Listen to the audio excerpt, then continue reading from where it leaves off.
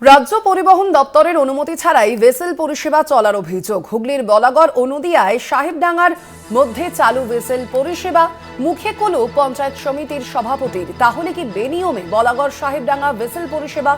উঠছে সেই প্রশ্নই। তাহলে কি বেনিয়মে বলাগড় সাহেবডাঙ্গা ভেসেল পরিষেবা? উঠছে সেই প্রশ্নই। আপনাদের জানিয়ে রাখি, মুখে কুলু পেটেছেন যদিও এই বিষয়ে পঞ্চায়েত সমিতির সভাপতি, যিনি যে অভিযোগ সামনে আসছে যে রাজ্য পরিবহন দপ্তরের অনুমতি ছাড়াই ভেসেল পরিষেবা চলার অভিযোগ সামনে আসছে হুগলির বলাগড় ও নদিয়ায় সাহেবডাঙ্গার মধ্যে চালু ভেসেল পরিষেবা, এবং তা নিয়েই প্রশ্ন উঠছে যে এই ভেসেল পরিষেবা কি তবে বেনিয়মে চলছে? প্রশ্ন তুলছেন স্থানীয়রা। পঞ্চায়েত সমিতির সভাপতির মুখে কুলুপ।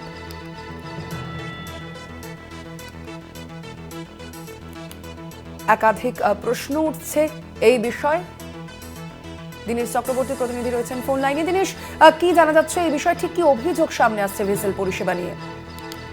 দেখো সোনালী, তোমাকে জানাই যে 2020 সালের সেপ্টেম্বর মাসে রানাঘাট 1 নম্বর পঞ্চায়েত তো সমিতি এবং বলাগড় পঞ্চায়েত সমিতির যৌথ উদ্যোগে বলাগড় এবং নদিয়া সাহেবডাঙ্গার রোরো ভেসেল চালু করেছিল।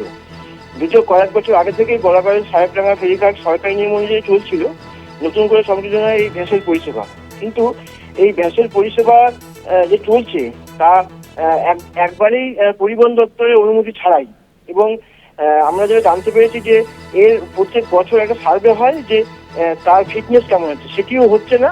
এবং যেখানে অন্যান্য ভেসেল সারা রাত ধরে চলে, সারা রাত ধরে চলে না, কিন্তু এখানে কিন্তু সারা রাত ধরে চলে। এবং এলাকাবাসীর যেটা অভিযোগ যে এই সারা রাত ধরে চলার জন্য তাদের সমস্যা হচ্ছে, এবং তার থেকে বড় ব্যাপার যে ওখানে রাস্তা আছে, সেই রাস্তা কিন্তু দিনের পর দিন খারাপ হয়ে যাচ্ছে। প্রশাসনকে বলার পরেও কিন্তু সেই রাস্তা মেরামত হচ্ছে না। সোনালী, ধন্যবাদ। তবে আমরা কথা বলছিলাম, ফোন লাইনে ছিলেন প্রতিনিধি দেবেশ চক্রবর্তী।